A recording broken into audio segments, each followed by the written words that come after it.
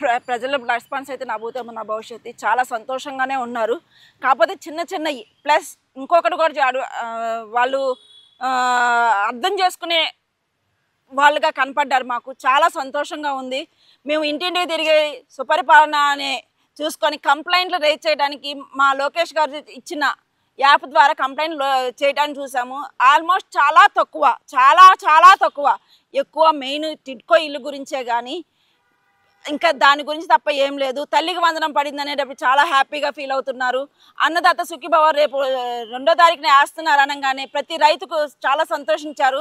వేస్తారన్న నమ్మకం ఉందా అని మేమే రిటర్న్ అడుగుతుంటే బాబు గారి మీద మాకు అవిశ్వాసమైన నమ్మకం ఉంది.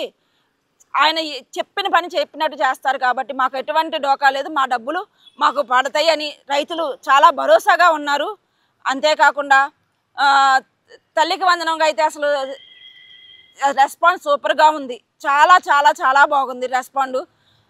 ఒక చిన్నది అమ్మ మీకు ఈ రాలేదు కదా మీరు లోన్ల గురించి వాటి గురించి అంటే మీరేం అమ్మ త్వరలో అమ్మ ఎలా వస్తాయమ్మా ఆడంతా దోసుకొని వెళ్ళిపోయాడు, మన ప్రభుత్వం దగ్గర డబ్బులు ఎక్కడ ఉన్నాయి, ఉన్నప్పుడు ఇస్తారు అంతే అని వాళ్ళే మాకే ఒక బూస్ట్ లాగా మాకు వాళ్ళు సర్ది చెప్తున్నారు.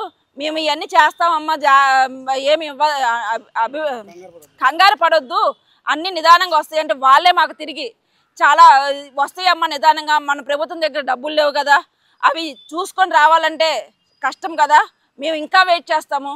ఆయన ఇవ్వాల్సిన అన్నిట్లో అన్నీ ఇచ్చేశారు. పెన్షన్ 4,000 అన్నారు, 4,000 నెల రూపంలోనే మాకు ఇచ్చేశారు. తల్లికి వందనం సంవత్సరానికి పిల్లలు చదువు స్టార్టింగ్లోనే మాకు ఇచ్చేశారు.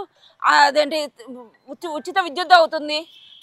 ఇప్పుడు ఆగస్టు 15 నుంచి మాకు ఫ్రీ బస్ అన్నారు. ఫ్రీ బస్ కూడా ఫస్ట్ జిల్లా వరకు అన్నారు. కాకపోతే అది స్టేట్ అంతా అయింది కాబట్టి దానికి కూడా మేము తొందరపడట్లేదు. డబ్బులు చూసుకొనే బాబు మా మాటగా చెప్పండి, డబ్బులు అన్నీ చూసుకొనే మాకు సంక్షేమ పథకాలు ఇవ్వమని వాళ్ళు కూడా కోరుతున్నారు ప్రభుత్వాన్ని. ఇంకా అంతకంటే మాకు ఇంకేం కావాల్సింది? సుపరిపాలన అంటే వాళ్ళ మాటల్లోనే తెలుస్తుంది.